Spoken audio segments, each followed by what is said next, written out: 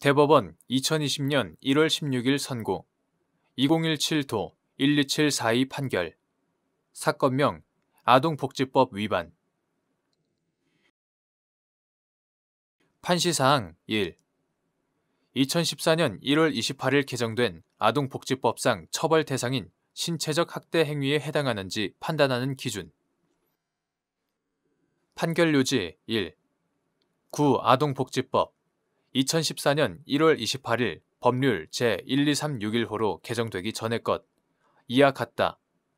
제17조 제3호는 처벌 대상인 신체적 학대 행위를 아동의 신체에 손상을 주는 학대 행위라고 규정하였다. 구 아동복지법 하에서 판례는 신체에 손상을 주는 학대 행위는 아동의 신체에 대한 유형력의 행사로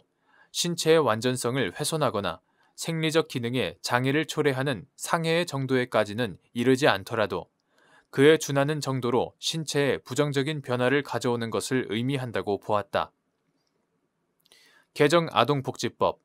2014년 1월 28일 법률 제12361호로 개정된 것 이와 같다. 제17조 제3호는 아동의 신체에 손상을 주거나 신체의 건강 및 발달을 해치는 신체적 학대 행위라고 규정함으로써 신체의 건강 및 발달을 해치는 신체적 학대 행위가 구성 요건에 추가되었다.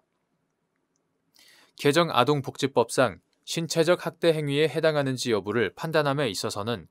아동이 건강하게 출생하여 행복하고 안전하게 자라나도록 복지를 보장하기 위한 아동복지법의 목적 제1조에 비추어 행위가 발생한 장소와 시기, 행위에 이른 동기와 경위, 행위의 정도와 태양, 아동의 반응 등 구체적인 행위 전후의 사정과 더불어 아동의 연령 및 건강 상태,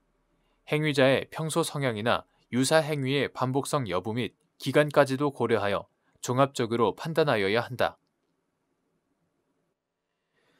판시사항 2.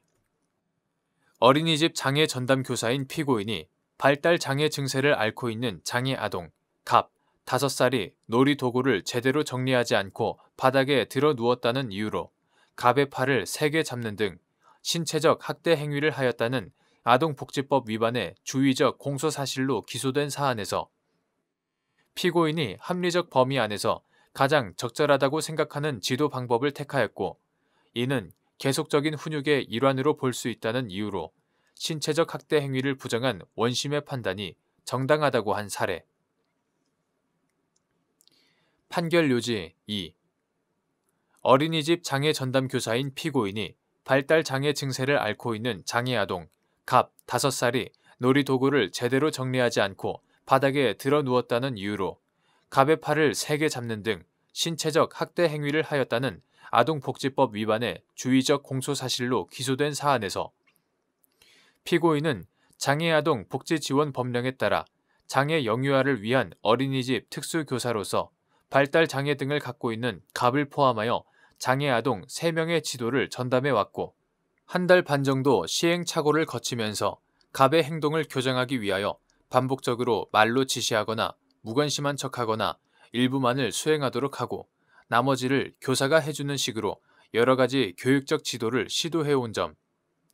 당시에도 갑이 놀이 후 정리하기를 거부하고 드러눕는 등 고집을 부리는 문제 상황이 발생하여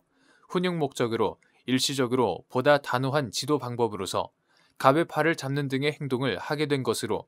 일련의 교육과정의 일환으로 볼 여지가 많으며 또한 피고인의 위 행위 전후를 포함한 일련의 행위가 갑의 지도에 관한 내용으로 일관되어 있고